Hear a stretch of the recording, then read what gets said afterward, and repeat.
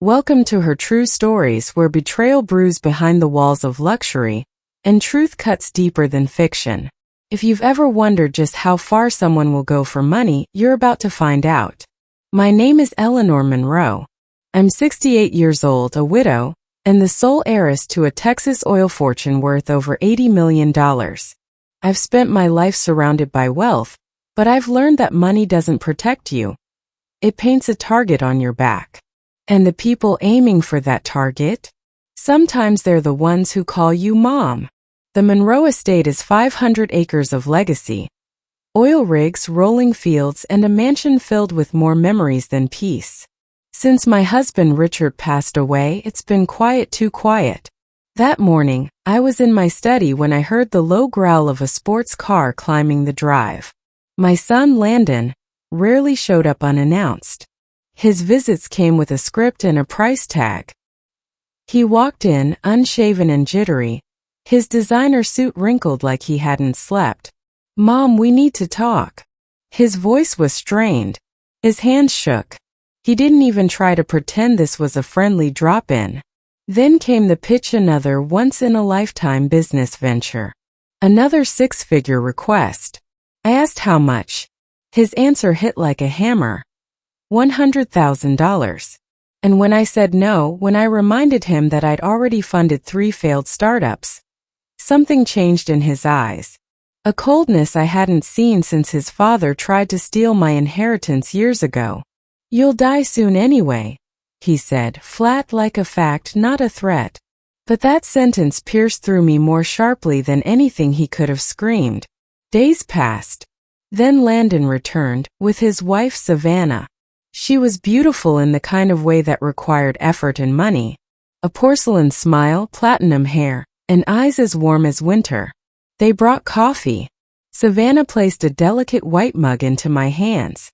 "I made this just for you," she said, voice honeyed and smooth.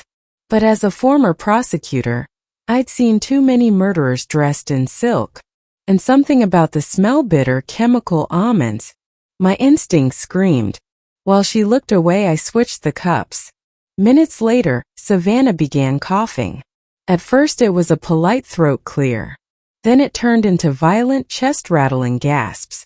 Her face flushed. Her eyes widened. She could barely speak. "Hospital. Now." We rushed her to Mercy General. Landon played the loving husband. He asked the right questions, held her hand, feigned panic. But I could tell he was performing. And then, while Savannah was gasping on a hospital bed, she turned to the doctor and whispered, "She poisoned me. Eleanor poisoned me." The room fell silent. Landon looked shocked, but only on the surface. Deep down, I saw what he was doing. He wasn't just letting her accuse me. He was helping her bury me. By the time the police arrived, the setup was almost perfect. Savannah weak but conscious. Landon cooperative but concerned. Me, the rich, controlling widow who just so happened to be alone with a woman who drank poisoned coffee. They searched my home. And then came the worst moment, when they found a vial hidden in the guest bathroom. Cyanide.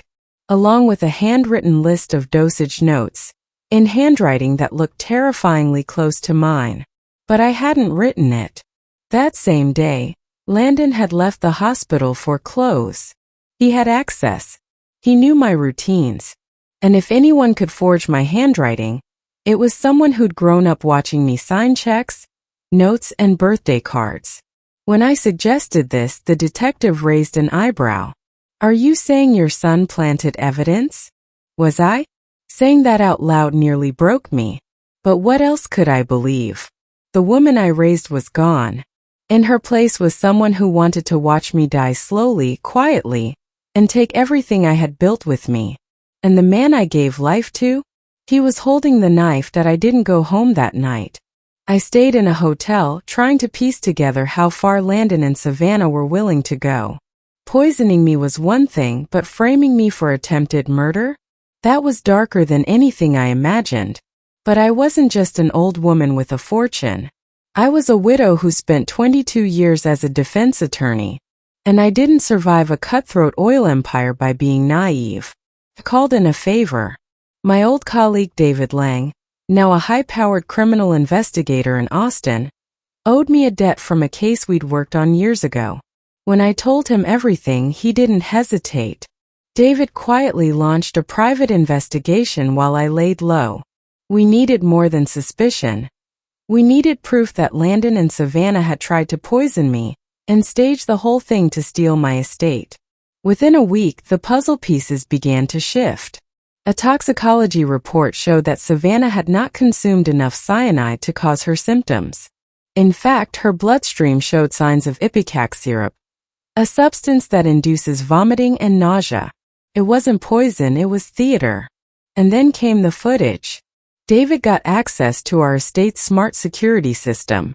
Most of the outdoor cameras had been disabled intentionally, but one backup camera near the back gate caught Landon sneaking out of the mansion the night before the coffee incident with a small brown bag.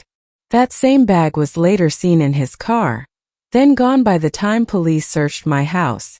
We also traced Savannah's laptop to a series of search histories: how to mimic poison symptoms, cyanide handwriting samples, inheritance fraud Texas. The icing on the cake? A private audio recording, taken accidentally by Savannah herself.